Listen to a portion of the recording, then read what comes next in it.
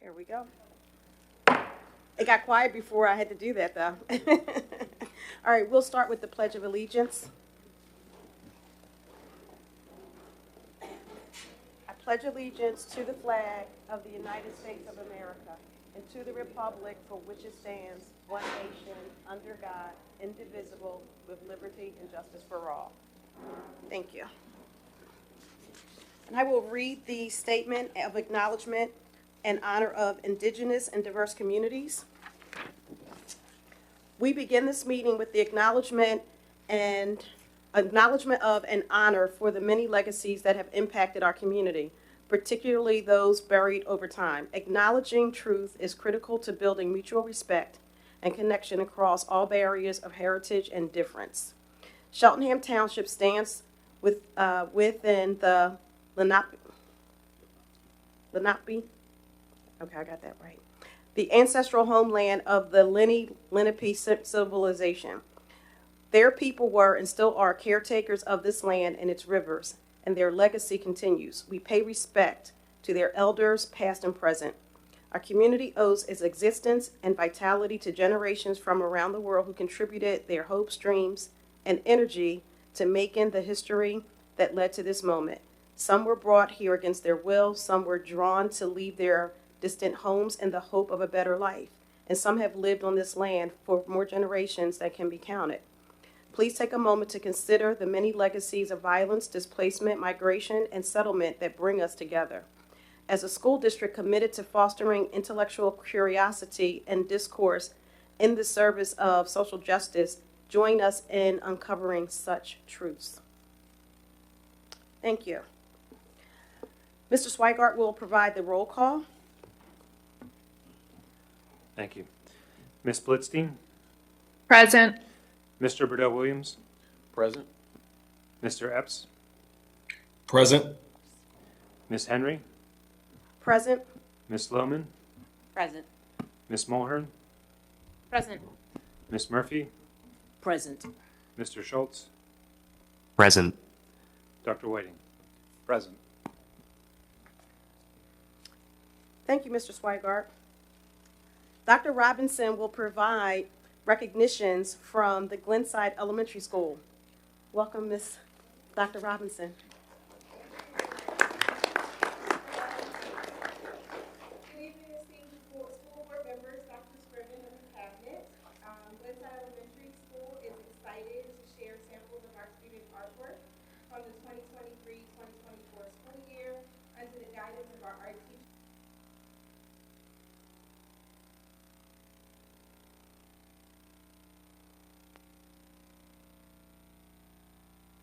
History, world cultures, and seasonal themes across the K-4 curriculum. Thank you. Highlights. How's that? Okay. Highlights from this year's art show include seasonal landscapes, heart-themed creations, Frida Kahlo-inspired portraits, and floral still life paintings. Additionally, we are proud to include in this year's art show an artwork from every fourth grade student artist. An art reception will be held to honor these student artists on the evening of Thursday, March 21st, 2024. Next, I am thrilled to share the heartwarming tale of revival at Glenside, the resurrection of our cherished sustainability initiative, lovingly dubbed the Earth Club, under the guidance of the passionate and dedicated parent volunteer, Alyssa Q, and one of our paraprofessionals, Parisa Duran. They meet weekly and have already inspired us to avoid wasting water. So we have these by our water fillers. They've also inspired us to shake it off and avoid using paper towels after we wash our hands. And they also inspired us to keep it clean and only take what you need. And I know Mr. Holman will appreciate that. All right. So at this time, I would like to please enjoy these two videos, one from Mrs. Q explaining the art club, followed by an original poem from the club members inspired by the book, Daniel Finds a Poem.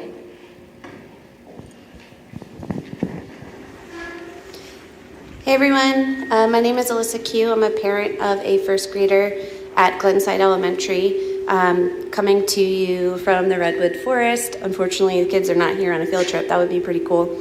But Dr. Robinson asked that I share a little bit about what we're doing at Glenside Elementary's Earth Club. Overall, we're kind of leaning into the kids' already inherent appreciation of nature, the outdoors, talking about what they can do to make an impact at home, in their community, in our school, doing all kinds of activities. We've done lots of stuff in arts and storytelling. The kids wrote a poem the other week based on the book Daniel Finds a Poem. They created decorative bowls out of repurposed egg cartons. We made a paper pulp and made them into really pretty cool bowls. We've created signage for the bathrooms to have kids consider their water and electricity usage using the art from the kids. We learned about indigenous wisdom and the idea of reciprocity, you know, the idea that not only do we take things away from nature, but we can also make an impact and give back to nature. So we incorporate all kinds of different learnings and teachings and ideas, and it's been a real honor. So thank you for the opportunity, and I look forward to seeing what other ideas the kids have coming up.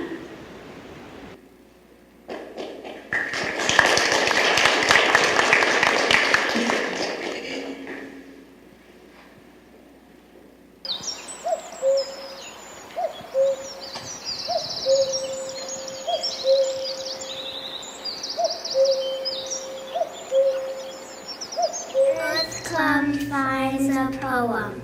Leaves crunching on the ground. Birds chirping a calming sound. Storms on a bush make my emotions peel through. Bumpy brown tree bark comes me when land is bruised. Patient quiet under tall trees. Only rocks shake for sitting. Cracking up pine cones make me feel relaxed. It feels good to roll down the hills of fuzzy grass. All right, that's our new Earth Club. And last, share but not least, is our wonderful, under the leadership of Ms. Berkowitz, our wonderful music teacher. We've been celebrating the arts a lot at Glenside, and so we're going to have our Glenside Singers share 2 songs from their show. Can we give them a hand?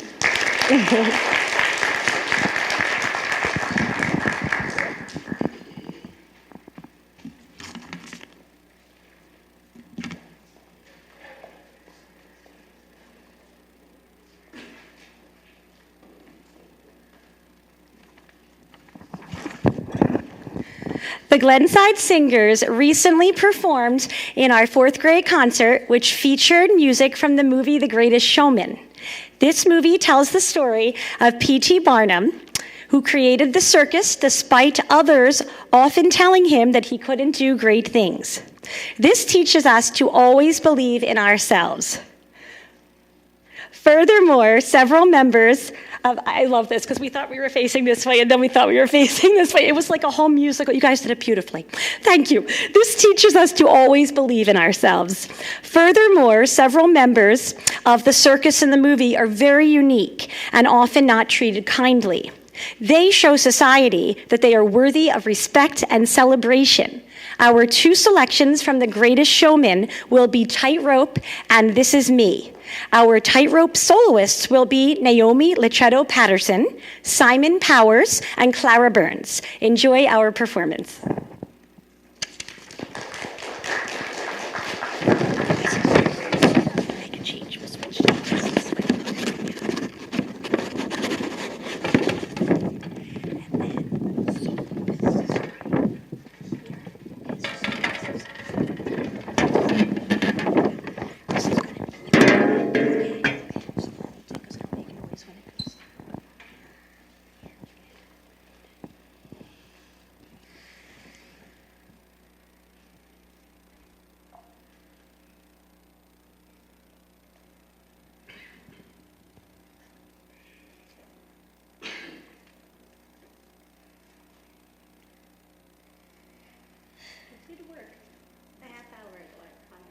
This is probably one of the best behaved groups I have ever had the pleasure of directing. You can hear a joy to teach.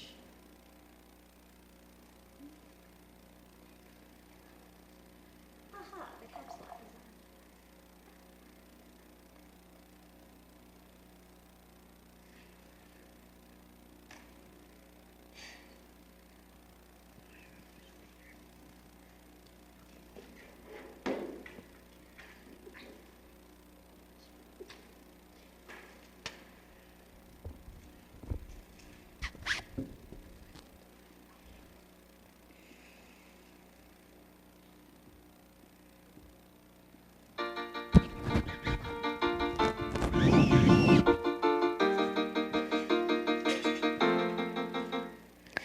Some people long for a life that is simple and planned, tied with a ribbon. Some people won't sail the sea 'cause they're safer on land.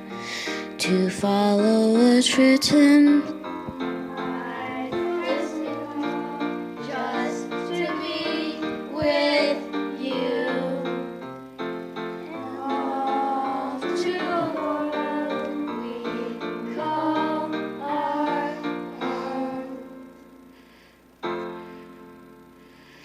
Hand in my hand and we promise to never let go. We're walking a tightrope. High in the sky we can see the whole world down below. We're walking a tightrope. Never sure, never know how far we could fall, but it's all an adventure that comes with a breathtaking view. Walking a tightrope. With you, ooh, ooh, ooh, ooh. With you, ooh, ooh, ooh, with you. Mountains and valleys and all that will come in between. Deserts and oceans, you pull me in, and together we're lost in a dream. Always in motion. I'd risk it all just to be with you. And I risk it all for this life we choose. Hand in my hand and you promise to never let go. We're walking a tightrope. High in the sky we can see the whole world down below. We're walking a tightrope. Never sure, will you catch me if I should fall? Well, it's all an adventure that comes with a breathtaking view. Walking a tightrope.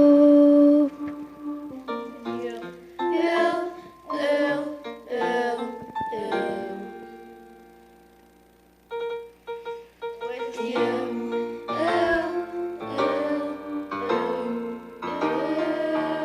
With you.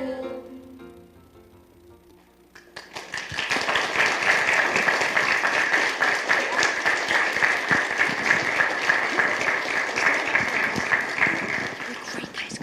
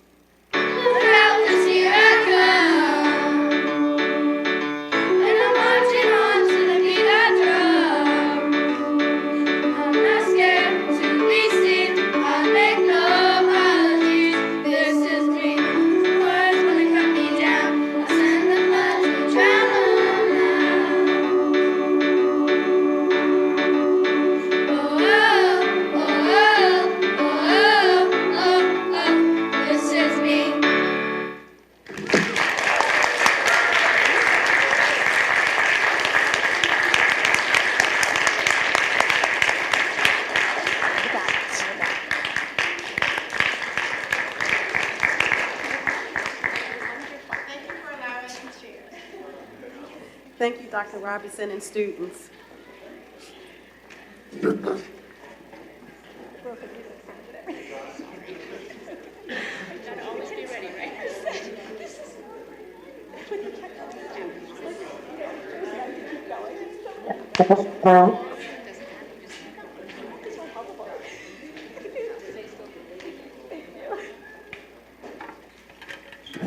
you.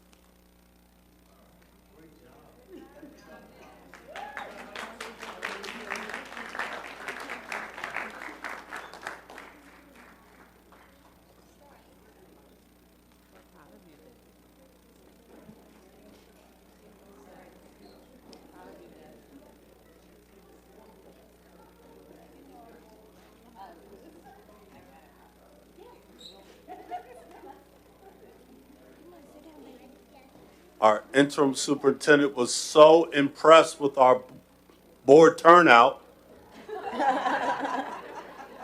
Needless to say, you're all going to be exiting, so you guys have a great evening. Glenside Elementary, we salute you. You guys did a great job. Thank you so much.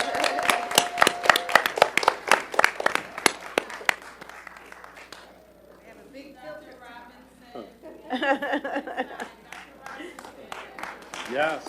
I was just trying to give them a minute to exit before I start back up. The feasibility presentation next month, that's going to be one of the recommendations. What do you mean? Is that what's being presented? The two months. Okay. All right, cool.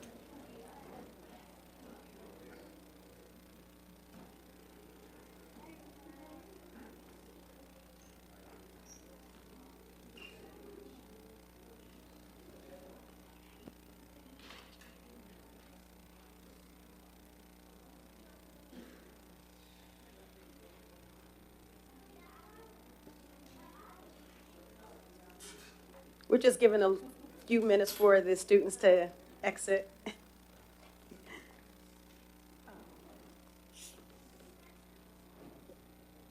The next item on our agenda is the Cheltenham High School Student Council Report.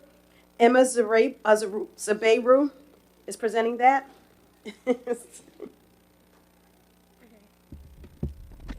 It's on. Okay. So, good evening, Cheltenham School Board. My name is Emma Zubeiru. The Cheltenham School Board, the Cheltenham Student Council met on Wednesday, February 28th. I will now read our updates. The CHS Student Council is in the process of planning for a spring formal, and the closed drive is postponed until further notice. That's all. That was fast. Thank you. Mr. Diazio will report on any sunshine announcements. Sure. The board has not met in executive session since the last public meeting, so there are no executive sessions to announce this evening. Thank you, Mr. Diazio. I'd like to call for a motion to approve the February 13, 2024 minutes. Second. Thank you, Mr. Burdell Williams, and Ms. Murphy. Thank you. All in favor, say aye. Aye. Aye. Aye. Aye. Any opposed? Those minutes are approved. We have the superintendent's report that is provided by Dr. Scriven. So, good afternoon, Board of Directors, and to our esteemed community. It's my honor once again to bring forth the superintendent's report for this evening, March 12, 2024. Mr. Kaufman, Director of Communications, thank you for your facilitation of navigating through this presentation. It's going to be quite a bit, but I'm going to move through as fast as I possibly can. If you go to the next slide, I would be remiss if I did not acknowledge the fact that it is our Women's History Month. The month provides an opportunity to educate people about women's history and the struggles women have faced in their pursuit of equality. Increased awareness helps dispel stereotypes, challenge biases, and promote a more accurate understanding of women's roles in shaping history. By showcasing the accomplishments of women from different backgrounds and disciplines, Women's History Month serves as a source of inspiration for current and future generations. It encourages women to pursue their goals, break barriers, and overcome challenges, fostering a sense of empowerment. We are very fortunate in our community to have some powerful women. I want to salute our board president, Pam Henry. I have my interim superintendent, Dr. Philly, who is a long-standing retired soup in Lower Moreland. I have my board of directors, Ms. Murphy, Ms. Mulhern, Ms. Blistein, who's online, and also Ms. Lohman, who's here with us in person. I have my esteemed cabinet, Ms. Adrian Tober-Jackson, Ms. Jessica King, Ms. Collins, who's with us online. And I don't believe I'm missing any other females other than my esteemed principal from Glenside, who we just heard from, Dr. Robinson, to Emma, to my parent that's in the audience. No, with all honesty, this is very serious, and I just wanted to take a moment to acknowledge before I jumped into our business at hand. So we commend you on this month. Next slide, please. So Dr. Robinson, I am not pointing out anything in Glenside other than the fact that you were here representing today. And I would be remiss if I did not use Glenside as the example for some of the work that we are attempting to do within the district. Dr. Robinson, as principal at Glenside Elementary, is leading that work. Mr. Teller, who's in the back, is leading that work at Wyncote. Principal DeAndrea is leading that work at Cheltenham High School. I thank those principals for their attendance. If you left click on that, it should take us into a student profile.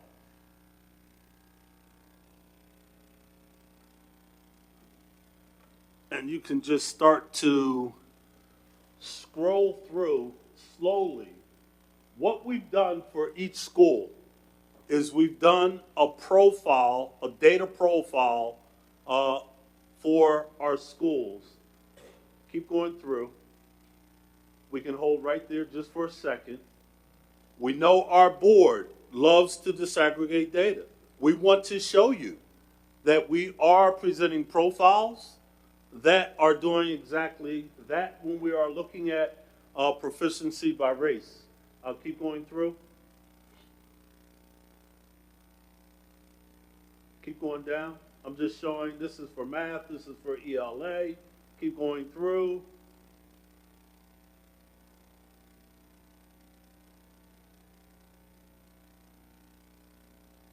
Take a moment to stop right there. So we're doing it by cohort. We're doing it by grade. Keep going down. Keep going. You can stop right there. We're looking at anchor achievement. So when you actually go into the document, we're drilling down to the specific skills which are being tested, and not just disaggregating that, but also looking at it in the aggregate. I'm just using this as a high-level example. You can keep going through, Mr. Kaufman, because I think we should be getting to the bottom. Keep going.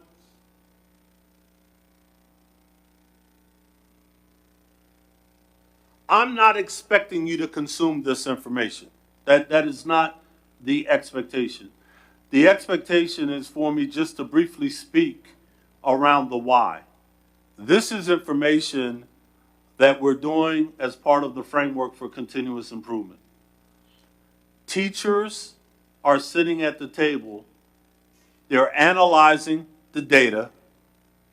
They're identifying what our gaps and what our barriers are, and they're figuring out instructionally what adjustments need to be made. It is our hope as we move through this process and we are looking at multiple data points that we will have a robust corrective action plan unique to each school based on this detailed comprehensive needs assessment that they've done throughout the entire year. It's very unique from the standpoint that we are and have built time into our schedule, into our calendar, where we have teachers coming to the table with administrators and collaboratively analyzing and unpacking what our work needs to look like. That's very profound. We're at a tipping point right now where we know that we are not hitting the mark in every area. And what we've done is we've used our Future Ready, the PA Index, which has an end target goal in 2033 of each mark we should hit in the tested area. And we've backwardly mapped from that end goal of 2033 and identified what should our incremental growth look like year to year in order for us to hit that mark down the road. You can go to the next slide, sir.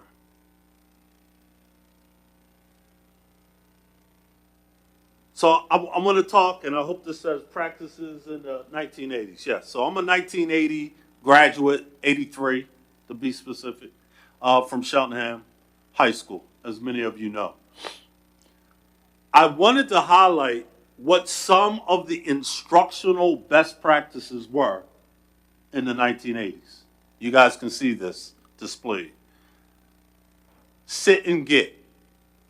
Basically, the teacher was the professor or the holder or keeper of the information, and we were in our uniform rows, and we would sit and receive the instructional context as they moved through the scope and sequence of a curriculum.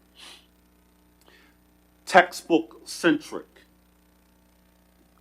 I got sick. My book bag was so heavy, and I think you guys can relate to how the back issues, et cetera, that came with those thick textbooks that we would carry.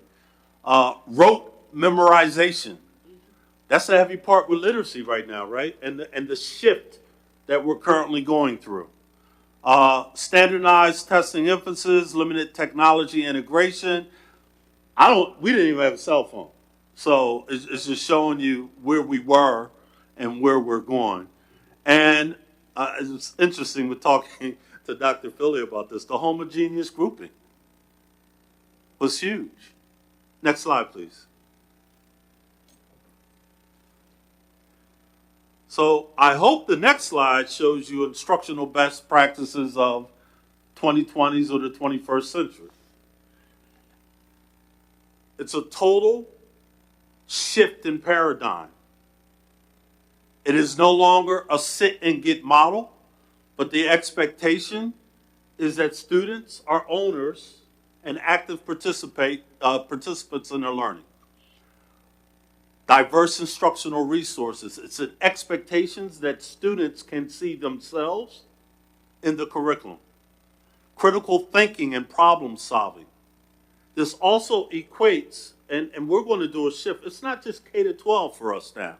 We have to start looking at this through K-16. And are students that we're putting out, are they workforce ready? And whatever that would entail. Because that evolution, that's continuous. And then the technology integrate. We're one-on-one with devices right now versus not even having cell phones at one point. Next slide, please. Continuation of the 2020 inclusive education. I know Ms. Lohman, that's music to her ears. Project-based learning. Think about what we're doing with PBL right now. Long way to go, but we do have a framework in place that we need to build upon. Flexible grouping, and when I think about flexible grouping, I'm also thinking about being very intentional about our small group as we're attacking literacy and other areas within content. Global perspectives. Technology has opened things out when our students are no longer in a bubble. They have to look at things globally. Next slide, please. Now, why do I bring and pivot all of a sudden to a deficit mindset of instructional practices? There's really a correlation between best practices of the 1980s to this deficit model of going about instructional pedagogy. And unfortunately, I was a business education teacher in the 90s, and I was operating through a pretense of how I was taught in the 80s. And we have some individuals that feel that traditional way is still the best way. And I want to push back on that and ask us to be more open-minded as we shift from this deficit model, which includes fixed views of ability, avoiding challenges, attributing success to failures, feedback as threatening, don't come in my classroom, limited student potential. It's a prescribed low expectation, unfortunately, in certain instances, because of the demographic of a student as to whether or not they can achieve at a high potential. Next slide, please. Then we shift and go to more of a growth mindset, which is really where we should be in the 21st century in terms of how we're going about it. I'm big on empathy, and that is not specifically called out, but when you look at belief and potential, embracing challenges, effort and hard work, feedback as constructive and inspiring others, it speaks to it speaks to us as educators having a willingness to be stretched, reflective, and really to use our data as the flashlight to really evaluate, are we truly meeting the need of all students, which is powerful. Part of our journey, you can go to the next slide. When we talk about these competency statements, there's this Future 9 initiative, which is just one of many models, where we're really talking about future-ready standards. We have to get ready to shift the way we're doing things, and that's where our portrait of a graduate is really going to be essential. Go to the next slide, Mr. Kaufman. I'm just using this as one example. I hope it says build community. Mr. Kaufman, you're right on with me tonight. It gives a couple subsets when it talks about what should be accomplished under build community. Build networks, nurture and sustain relationships, advocate for myself and others, and develop as multilingual. Just one example of 9 competencies that they're looking at under this Future 9 model. And if you go to the next slide, it kind of shows you the deliverables that you should see as students are matriculating K through 12, and it shows the example of progression. So these are specific statements that really can transfer into outcomes that students should be able to demonstrate as they're going through the pathways that we have. We've not created this, guys. This is all conceptual at this point. But my whole reason for bringing this forward to the board and also for this being a public presentation is that we need the buy-in. We need a shift in culture and climate. We need to shift from status quo, from deficit thinking to a growth model, and have a willingness to change. Because we're truly in a changing society, as I just demonstrated, from the 80s to the 20s. We can't go about continuing to do things that are no longer relevant or in the best interest of students. So Strap in. I'll be revisiting and giving updates. Next steps, I need to start formulating committees to unpack this work. But I wanted to just give you a little taste of what's ahead as we're really unpacking our strategic plan. I think we're truly demonstrating that our strategic plan is a working document. It is something which is going to continuously evolve. And this is a role and an opportunity that all you guys will have in terms of soliciting insight and feedback. So, Mr. Kaufman, thank you, and that brings closure with my superintendent report. Thank you, Dr. Scriven, for that very thorough report. I remember you talking about technology, learning how to type on a manual typewriter. Yeah. Home row. ASDF. Exactly. Yes, thank you so much. Next, we will have public comments on agenda items only. If you are in the room and you have a comment or question on an agenda topic, you can approach the podium. Please provide your name and where you reside in the district. If you are online in the Zoom room, you can raise your hand and you will be unmuted. If you are watching through our Comcast or Verizon channels or through streaming, you can email csdboardmeetingcomments@cheltenham.org. All right, so we will move on to committee reports. For financial affairs, I'm providing that report. Our financial affairs committee meeting was on March 5th. We received an update on the interim financial statements, balance sheet, and statement of changes to fund balance. We also received an update on the 2020, 2023, and 2024 preliminary budget. We received an update on the feasibility study, which I'll speak to at the end of this update. And also, Mr. Swigart gave an update on Governor Shapiro's subsidy budget, which, if approved, we could be so hopeful, I'm keeping hope alive, would receive a little over $2 million for Cheltenham. So that would be a big benefit if that passes. The items on the consent agenda for tonight's consideration and approval are approval for bids to purchase vehicles for the district, an RFP for the high school athletic field, turf maintenance, and to approve purchases of MacBooks for PBL classrooms in Cedar Brook and in the high school.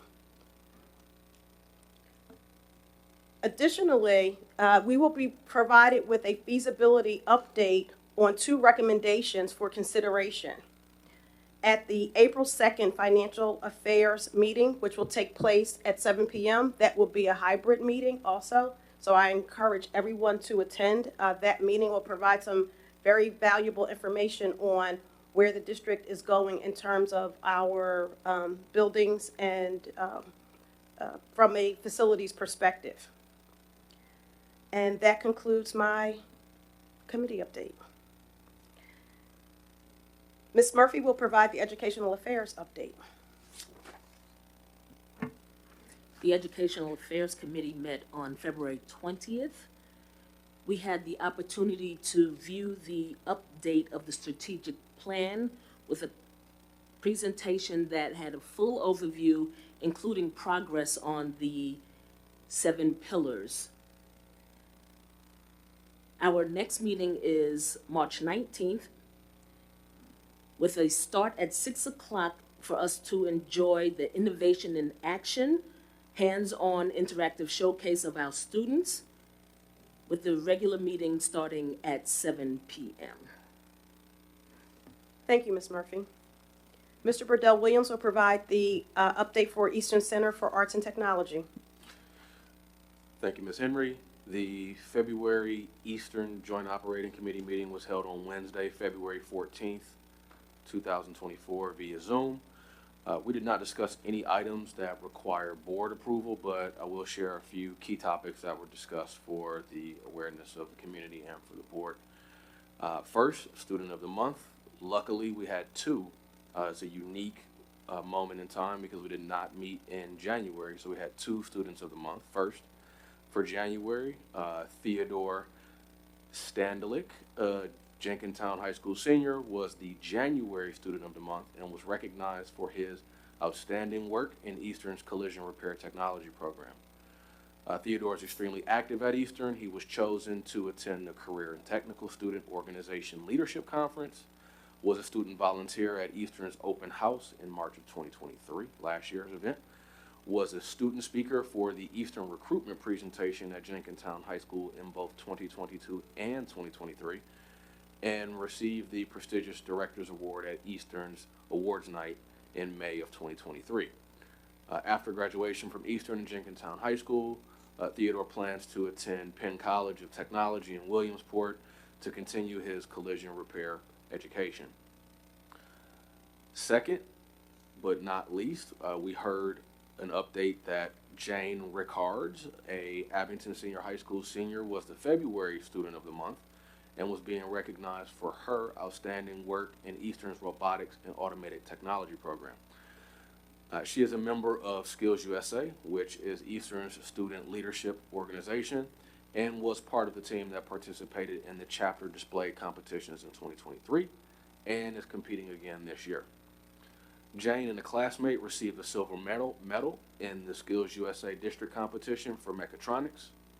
Additionally, Jane was selected by Eastern Facilities team to work on electrical and facility updates as a paid intern over the summer of 2023, and at awards night in May 2023, Jane received the Straight A Award. After graduation from Eastern and Abington Senior High School, Jane plans to attend Penn State Abington and then complete her degree in electromechanical engineering at Penn State Berks. Next, the JOC heard an update regarding another student, Lily Devlin from Abington, who is in Eastern's Design, Photography, and Illustration program, was designated as the Pennsylvania candidate for the CTE National Presidential Scholar Program by the White House Commission of Presidential Scholars and the Pennsylvania Department of Education. From a pool of 600 nationwide finalists, the White House Commission will choose 161 students for this esteemed recognition. Notably, Lily is the sole career and technical candidate selected to represent Pennsylvania. The Joint Operating Committee then got into some real fun. We approved several items in the Facilities and Financial Affairs, Personnel Affairs, and Academic Affairs spaces. Some key highlights that I think are really important to hear. First, there was an approval of 3 grants. I really want to commend Dr. Plesnarski and her staff on their continual efforts to find grants to fund the career and technical education experience over at Eastern. So those 3 grants, first was a competitive equipment grant for $85,000 for the welding technology, welding technology, HVAC, and automotive technology programs. A supplemental equipment grant for $137,000 for the culinary arts, design, photography, illustration, and robotics and automated technology programs, and a TrueMark Financial Credit Union $1,000 grant for business and technology professional classroom supplies. We then also acknowledged the adoption of Eastern's 2024-2025 budget by all of the 9 sending districts. That was a unanimous approval from all of the sending districts, and also authorized Eastern's administration to submit that budget to the Pennsylvania Department of Education. Quickly, for the knowledge of the community, the budget cycle at Eastern is different than that of the Cheltenham School District and other school districts in the state, in that it is a January to December budget as opposed to what we have here, which is a July to June budget cycle. Lastly, the Joint Operating Committee approved some really awesome educational co-ops or internships from some really awesome places. Faulkner Maserati, BMW of Fort Washington, both for our automotive technology programs. Proper Sky, which provided an experience for one of our networking and cybersecurity students. SPS Technologies, which is right in our backyard here over in Glenside, for the robotics and technology programs. And then the Horsham Vet Hospital for our veterinary science program, and O'Donnell metal fabricators for our welding technology program. I typically like to focus my highlights on the experience that our students at Eastern have, to reflect on the fact, number one, that Eastern is not an alternative experience, it is a supplement. It helps students determine their pathway and really provides them with an opportunity to figure out if this is a career that they really want to go in, and it can send them into the real world, to Dr. Scriven's point, with some critical thinking skills and real experience in their field of choice. So I'm really happy to reflect on those moments and share them with the broader community. A full brief of any of the details of the Joint Operating Committee meetings can be found on Eastern's website at eastech.org. And next month's meeting will be held in person tomorrow, Wednesday, March 13th, 2024 at 8 p.m. Spoiler alert, we may or may not have a Cheltenham student who is going to be presented with Student of the Month. And that concludes my report. Thank you. Thank you, Mr. Burdell Williams. Ms. Lohman will provide the Montgomery County Intermediate Unit report. Thank you, Ms. Henry. And I just wanted to add to Mr. Burdell Williams' report. Dr. Whiting and I had the honor of attending the orientation session that Eastern provided for new board members and returning board members a few weekends ago, and it was really, really awesome. So glad to be able to go there and meet the students and see the amazing things that they're working on. It's just, it's really great. And Glenside Glenside Elementary was well represented, because there is a Glenside graduate who was there. And there was actually also a Glenside Elementary graduate who now goes to Abington High School who was there. And he is the young man who works on the Maserati. So super cool. But it was great. So thank you, Mr. Williams, for that opportunity too. So the Montgomery County Intermediate Unit Board met on Wednesday, February 28th, 2024 at 6:45 p.m. in person and over Zoom. Prior to the public meeting, the board met in executive session to discuss personnel matters. Some highlights from the meeting included the fact that auditors from Barbicane Thornton presented the results of the MCIU's annual audit for fiscal year 2023. The IU received a clean opinion for its financial statements. The auditors also did a single audit of federal awards, and the MCIU received a clean opinion from that audit as well. It was noted that the federal Individuals with Disabilities Education Act money, special education money, we know it, the IU gets it for early intervention services, is 80% of the IU's federal awards, which was why they chose to focus on that particular pot of money. The board voted to accept the 2022-2023 audited financial statements. Jack Hurd, who's the Director of Human Services, reported that the IU had 12 new hires since the January board meeting. He also noted that the Director of Patan, or Patton, however you choose to pronounce it, Becky Fogel, will be retiring in June. So that is going to be a big shoes to fill there. And then finally, he reported that the Montgomery County Annual Diversity and Education Recruitment Fair was going to be held on Wednesday, March 6th, which I know our district has participated in. The board then voted to adopt 3 policies and received 3 policies for first read. This is kind of an unusual thing because I've been on the MCIU board now for about 2 years, and we have never adopted any policies I can recall, and because the IUs operate differently than school boards. We don't have a policy committee at the MCIU level, but now the IU has decided to undertake a 3-year project to adopt new policies and update whatever existing ones we have. So, and that process is going to take some time because there are no real templates for IU policies like we have from PSBA for board policies. So it's something that's going to take some time. A couple more things. Sandy Edling, the MCIU CFO and Director of Business Services, reported that a meeting was held, I believe, with the business managers from the school districts on February 9th to discuss the potential return on investment to districts if the IU were to offer its own healthcare center through Everside Health, which is the company that has been vetted and used by the North Penn School District. The IU said that has calculated that return on investment numbers were reviewed and every school district would have a positive return if they participated. She reported that 3 districts have already said they are not going to participate in the program, but there's still enough interest that the IU is looking for a site or sites to move forward. And then the IU went on, the board approved a variety of contracts, agreements, service agreements, consulting arrangements, a whole host of other types of contractual arrangements that the IU provides to its districts. Just wanted to note that one of the ones we approved was the provision of level 3 Wilson Reading System training to here in Cheltenham.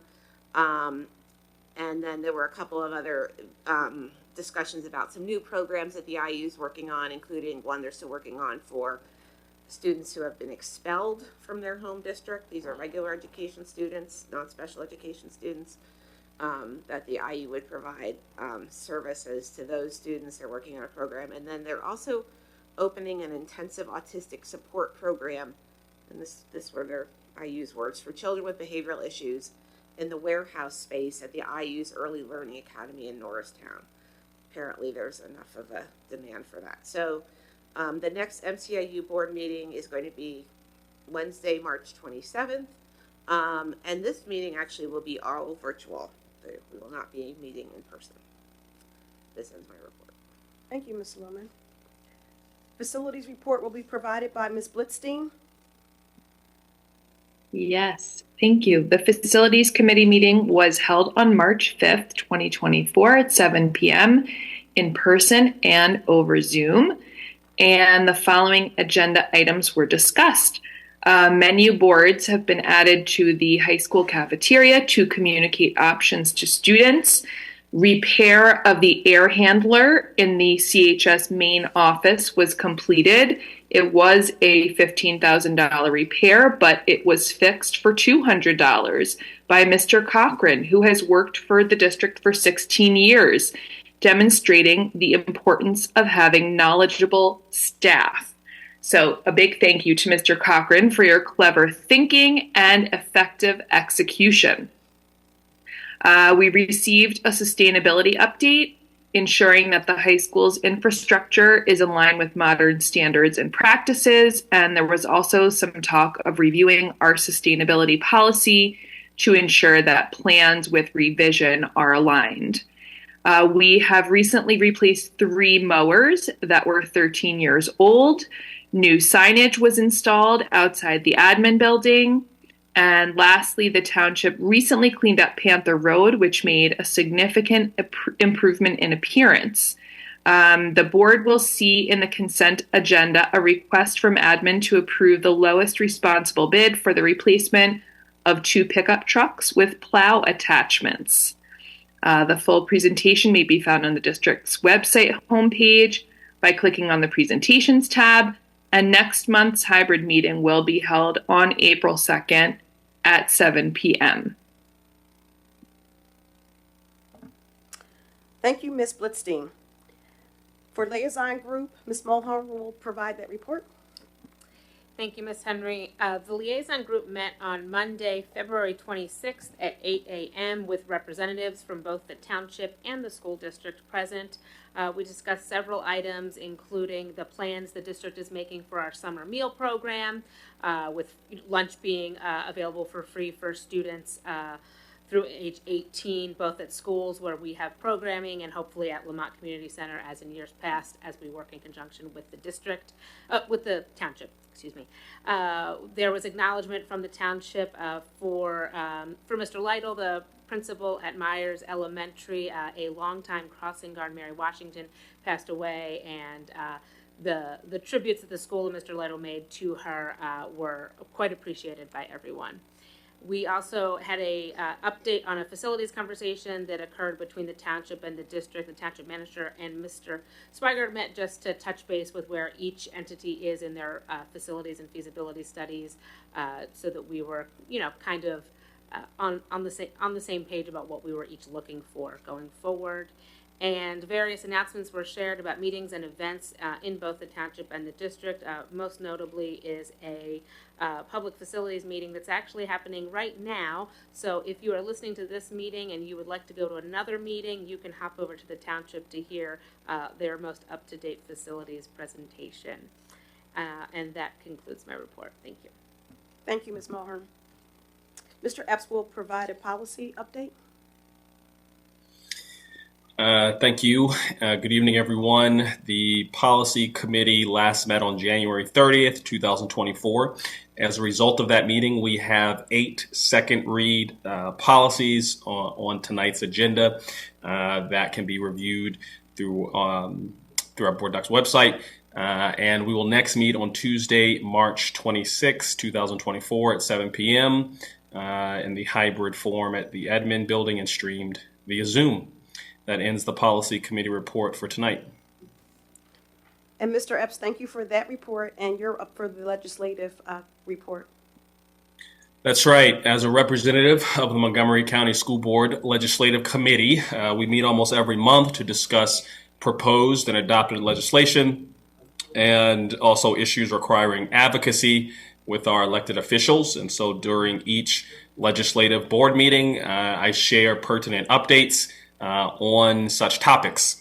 And so the committee is actually convening now as we speak via Zoom. So Ms. Mulhern, I'm not going to leave this meeting to go to the next one, and I hope everyone stays, but just kidding. But our very own, Cheltenham is represented. Our very own Representative Napoleon Nelson is joining the group tonight to discuss the recent Basic Education Funding Commission's reports and findings. And so certainly appreciate that conversation happening now. Late last week, the President of the United States just delivered the final State of the Union for this term. And so during the speech, the President outlined priorities for the next fiscal year 25 budget. However, the federal government has yet to come to an agreement on fiscal year 24, this year's budget, but has produced some deals to fund things like agriculture, transportation, housing, and veteran affairs that really avoids a massive government shutdown. And so March 22nd is the next deadline that we are monitoring for Congress to come to a full agreement before approximately about half of the government and agencies would face a shutdown scenario. In other news, our community might find interesting, the U.S. Department of Education released some new resources for school districts on the importance of safe firearm storage. I know this is something that we heard from our community members about over the last couple of years. And so it's a draft letter that can be sent to any community. It has toolkits, links, and facts and strategies on the topic. Unfortunately, gun violence is embedded into America's culture.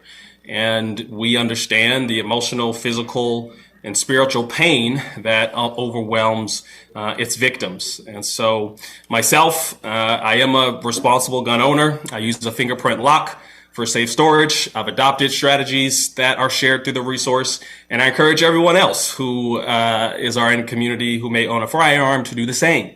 Even if you don't own a firearm, it's also important to educate children and family members on how to interact with those who do when visiting other homes. As Maya Angelou, this is Women's History Month, if I could quote Maya Angelou, who said, "When we know better, we have to do better." And this is certainly a scenario that quote applies. And so that's something we can, in terms of the resource, it's been made available. If we'd like to pursue that as a district, we can talk about that as a board, and superintendent would start there.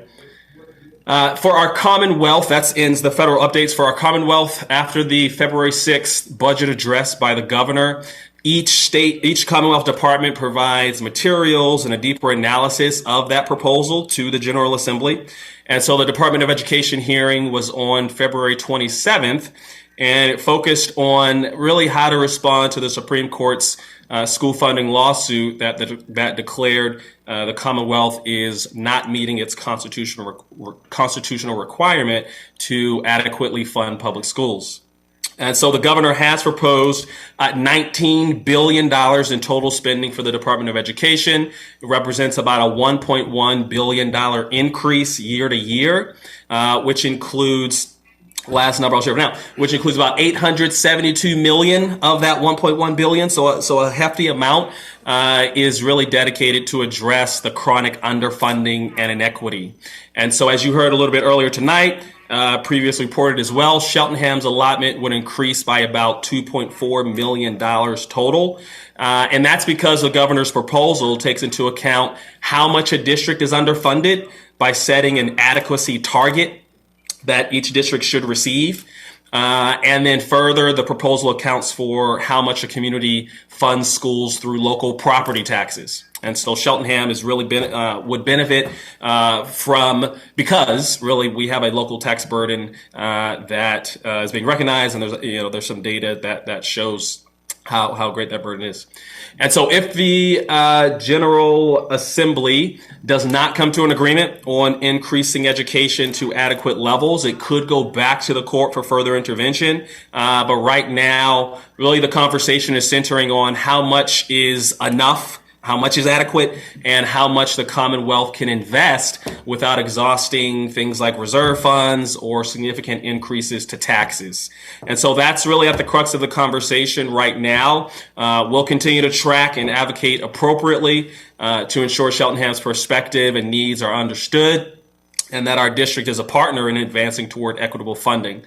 And so as custom I do, I encourage anyone who's listening to make your voice and opinions heard on these and any other issue that is important to you. In the PA General Assembly, I mentioned Representative Napoleon Nelson, Senator Art Haywood, our influential leaders there in Harrisburg. So are our federal representatives, Representative Madeline Dean and Senators Bob Casey and John Fetterman. And so their contact information can be found rather easily through the online web and many different ways to contact them. In closing, because we had a recent conversation around really the use of cell phones in schools, I thought it might be fitting to share there is a House bill number 2043, if anyone would like to go look it up, is recently referred to the House Education Committee. I'm mentioning this because the legislation would actually implement a policy that prohibits students from really using or even having their personal cell phones or tablets during the school day in every public school throughout Pennsylvania. And so similar to what we've heard recently from administration in terms of things to explore, it would require students to really put their phones or personal mobile devices in a school-provided pouch or lockbox, and then the student could use it during lunch or at the end of the school day.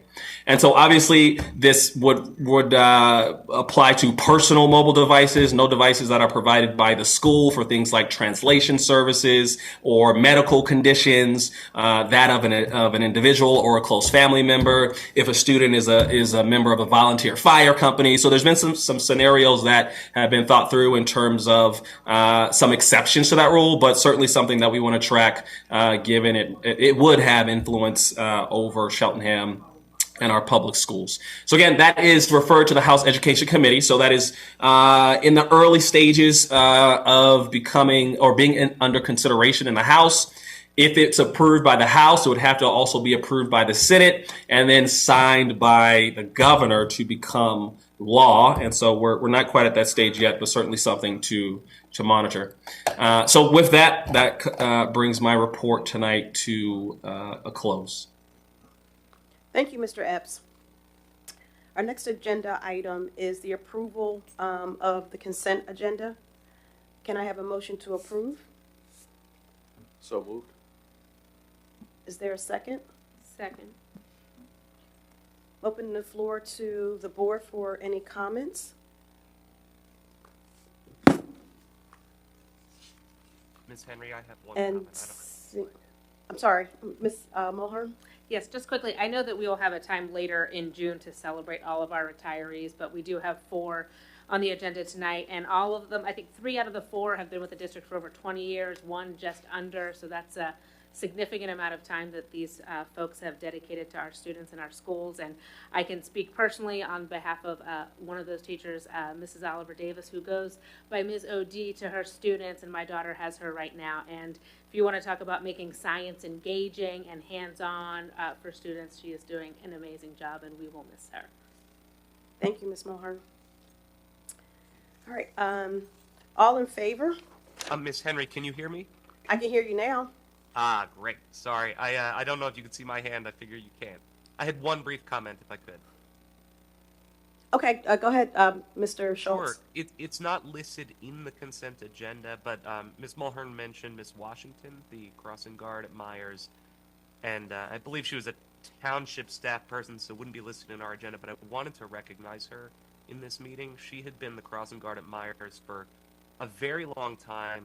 She helped protect my daughter, who is in 3rd grade and kindergarten, or daughter is in 3rd grade and kindergarten, but also their mom, who went to Myers, and their grandmother, who also went to Myers. So she has been a staple in the Myers community for generations, and I just wanted to thank her and her family and all the crossing guards who dedicate their time to keep our kids safe. It's really appreciated.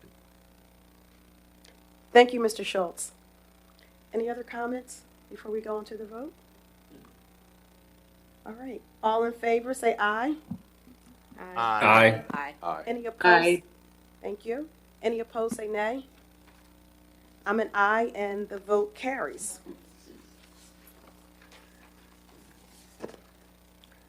So we will now go to public comments on non-agenda items.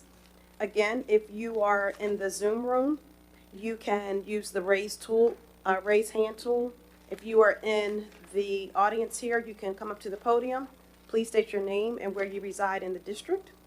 If you are watching through Comcast, Verizon, or streaming, you can email CSD board meeting comments at cheltenham.org. Okay. There were no prior public questions. The last item on our agenda is our future meetings. Just one correction, that the policy hybrid committee meeting is Tuesday, March 26th. So make that correction. We will update the agenda. Is that meeting at 6 or 7 p.m., Mr. Epps? It's 7 p.m. It is 7 p.m. Okay, so the time is right. All right, can I have a motion to adjourn this meeting? Y'all don't want to leave? So moved. Zachary, yes. I wasn't going to make any virtual motions tonight, but I didn't hear anybody. Thank you, Mr. Epps and Ms. Lohman. All right, the meeting is adjourned.